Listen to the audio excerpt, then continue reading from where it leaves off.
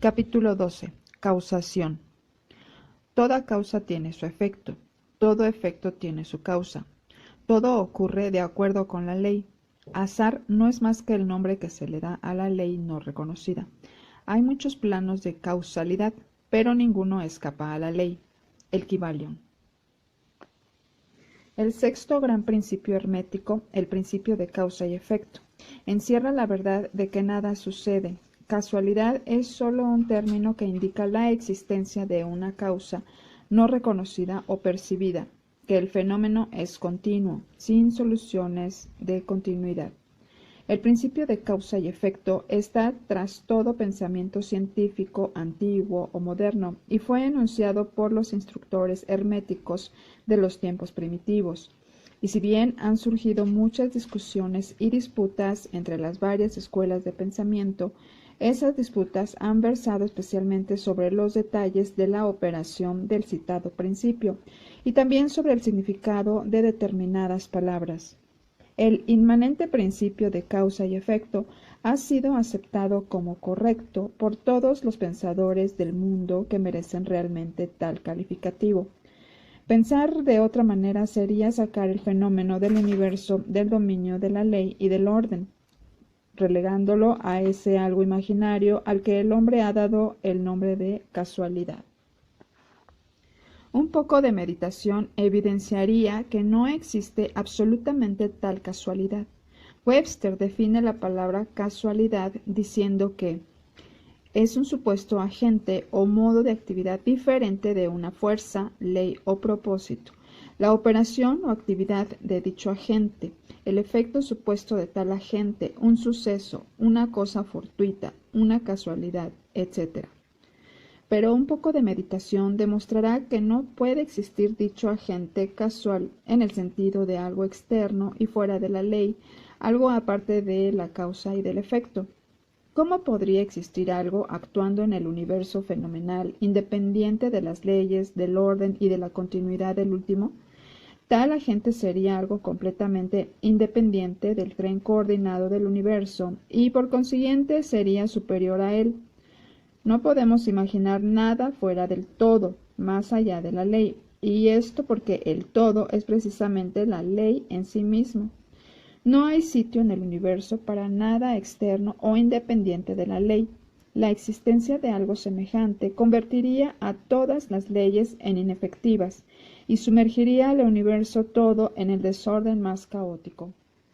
Un examen cuidadoso demostrará que lo que llamamos casualidad es meramente concerniente a causas oscuras, causas que no podemos percibir, causas que no podemos comprender. La palabra casualidad se deriva de una frase que significa echar los dados, siendo la idea encerrada que la caída es meramente una ocurrencia, sin relación con causa alguna, y en este sentido suele emplearse la palabra en cuestión. Pero cuando se examine el asunto detalladamente, se verá que no hay tal casualidad absolutamente en la caída de un dado. Cada vez que cae el dado mostrando cierto número, obedece a una ley tan infalible como la que gobierna la revolución de los planetas en torno al Sol. Tras la caída del dado existen causas o cadenas de causas, eslabones en ininterrumpida sucesión, hasta donde la mente no puede alcanzar.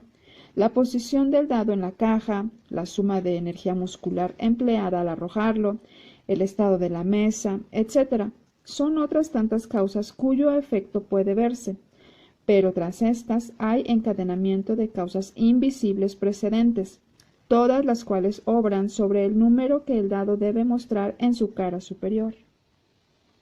Si se arrojan los dados un gran número de veces, se verá que los puntos marcados son casi iguales, esto es, que habrá igual número de unos, de dos, etc. Arrójese una moneda al aire y al caer dará cara o cruz. Pero si se arroja un número de veces suficiente, las caras y las cruces se igualarán. Pero todo cae bajo la operación de la ley causa y efecto. Y si pudiéramos examinar todo el eslabonamiento de causas, veríamos claramente que era sencillamente imposible que el dado cayera en otra forma que en la que cayó, bajo las mismas circunstancias y al mismo tiempo. Siendo las mismas causas, se produce siempre el mismo resultado. Toda ocurrencia tiene su causa y su porqué. Nada ocurre sin causa, o mejor dicho, sin una cadena de causas. Al considerar este principio, muchos se quedan confusos, porque no pueden explicar cómo una cosa puede ser causa de otra, esto es, ser la primera creadora de la segunda. En realidad, ninguna causa puede producir o crear otra. La causa y el efecto residen meramente en los sucesos. Un suceso o acontecimiento es lo que viene, llega u ocurre como consecuencia o resultado de un acontecimiento o evento anterior. Ningún acontecimiento crea otro, sino que no es nada más que el eslabón precedente en la gran cadena coordenada de sucesos que fluyen de la energía creadora del todo. Hay una continuidad de solución entre todos los acontecimientos precedentes, consecuentes y subsecuentes. Existe siempre una relación entre todo lo que ha pasado y todo lo que sigue. Una piedra se desprende de la montaña y se aplasta contra el tejado de una granja situada en el valle vecino. A primera vista parece obra de la casualidad, pero si se examina la materia, se encontrará una gran cadena de causas tras ese acontecimiento. En primer lugar estaba la lluvia que ablandó la tierra que sostenía la piedra, permitiéndole así caer. Antes de esa causa estaba la influencia precedente del sol y de otras lluvias, las que gradualmente fueron desintegrando la piedra de la roca. Antes aún estaban las causas que contribuyeron o produjeron la formación de la montaña y su elevación sucesiva por medio de las convulsiones de la naturaleza, y así ad infinitum.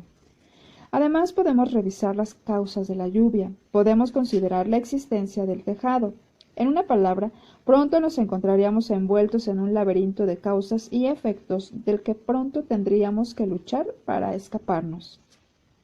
Así como un hombre tiene 2 padres, 4 abuelos, 8 bisabuelos, 16 tatarabuelos y así sucesivamente, de manera que al cabo de 40 generaciones se calcula el número de antecesores en muchos millones. Así también suceden con el número de causas que subyacen tras el suceso o fenómeno más mínimo, tal como el paso de un liviano trocito de carbón llevado por el viento. No es nada fácil seguir la pista de esa partícula de hollín hasta los primitivos periodos de la historia del mundo, cuando formaba parte de un macizo tronco, que más tarde se convirtió en carbón, y así sucesivamente, hasta el momento en que pasaba volando ante nosotros en busca de otras muchas aventuras. Y una poderosísima cadena de acontecimientos, de causas y efectos la llevó hasta su actual condición, y esta no es más que uno de los tantos sucesos de la cadena, y que seguirán produciendo más y más eventos durante centenares y centenares de años a contar desde ahora. Una de las series de acontecimientos originados por esa partícula de hollín flotante ha sido el escribir estas líneas, lo que ha obligado a un tipógrafo a realizar cierto trabajo. Esto despertará en sus mentes ciertos pensamientos, así como en las de los demás, los que a su vez afectarán a otros, y así sucesivamente, hasta donde la mente no puede alcanzar, y todo por el simplísimo vuelito de una partícula de hollín, todo lo cual muestra la relatividad y asociación de las cosas y la deducción consiguiente de que nada hay grande ni pequeño en la mente que todo lo creó. Meditemos un momento. Si cierto hombre no hubiera encontrado a cierta mujer en la oscura edad de piedra, tú, que estás ahora leyendo estas líneas, no estarías ahora aquí. Y si quizá la misma pareja no se hubiera encontrado, los que escribimos estas líneas tampoco estaríamos aquí. Y el mismo hecho de que nosotros, por nuestra parte, escribamos y de que tú leas por la tuya, afectará no solamente nuestras propias vidas, sino que también dará un efecto directo o indirecto sobre muchas otras personas que viven actualmente o que vivirán en las edades por venir. Todo pensamiento generado en nuestra mente, todo acto realizado, tiene sus resultados directos e indirectos que se eslabonan coordinadamente en la gran cadena de causas y efectos. No deseamos entrar a discutir sobre el libre albedrío y el determinismo en esta obra por múltiples razones. Entre otras muchas, la principal es que ningún lado del asunto es completamente exacto, siendo en realidad ambos parcialmente verdad, de acuerdo con las enseñanzas herméticas. El principio de polaridad demuestra que ambos aspectos son medias verdades, los opuestos polos de la verdad. La verdad es que el hombre puede ser a la vez libre y limitado por la necesidad, dependiendo todo del significado de los términos y de la altura de la verdad desde la cual se examine el asunto. Los antiguos escritores expresaban el punto diciendo que cuanto más lejana está la creación del centro, tanto más limitada está; cuanto más próxima está del centro, tanto más libre está. Los hombres, en su mayoría, son más o menos esclavos de la herencia, del medio ambiente, etc., y manifiestan muy poco libre albedrío. Se ven arrastrados por las opiniones, costumbres y pensamientos del mundo externo, así como también por sus emociones, sentimientos y modalidades. No manifiestan el menor dominio de sí mismo que merezca ese nombre, y con indignación rechazan esa afirmación diciendo: yo puedo obrar ciertamente con plena libertad y hacer lo que se me dé la gana. Hago precisamente lo que quiero hacer. Pero no pueden explicar por qué o de dónde viene el necesito y me gusta. ¿Qué es lo que les hace querer una cosa con preferencia a otra? ¿Qué es lo que les hace gustar una cosa y no otra? ¿No hay ninguna razón para sus gustos y necesidades? El maestro puede transformar los agrados y necesidades en otros en el extremo opuesto de su polo mental. Puede y tiene la capacidad de querer en vez de querer porque algún sentimiento, modalidad, emoción o sugestión del medio ambiente despierte en él una tendencia o deseo de hacer tal o cual cosa. La mayoría de los hombres es arrastrada como si fuera una piedra, obedeciendo al medio ambiente, a las influencias externas y a las modalidades, deseos y emociones internas, etc., por no hablar de los deseos y voluntades de los demás, que son más fuertes. La herencia, el medio ambiente y las sugestiones los arrastran sin la menor resistencia por su parte, sin que ejerciten en modo alguno su voluntad. Movidos como las fichas en el tablero de ajedrez de la vida, desempeñan su parte y se quedan a un lado después del juego. Pero los maestros, que conocen las reglas del juego, se elevan por encima del plano de la vida material y, colocándose en contacto con los poderes superiores de sus naturalezas, dominan sus propias modalidades, caracteres, cualidades y polaridades, así como el medio ambiente que los rodee, haciéndose en esta forma directores del juego en vez de meras fichas, causas en vez de efectos. Los maestros no se libran de la causalidad en los planos superiores, sino que están bajo el control de esas más elevadas leyes y haciendo uso de éstas se hacen dueños de las circunstancias en los planos inferiores. De esta manera forman una parte consciente de la ley en vez de ser sus ciegos instrumentos. Mientras obedecen y sirven en los planos superiores, dominan y son dueños del plano material.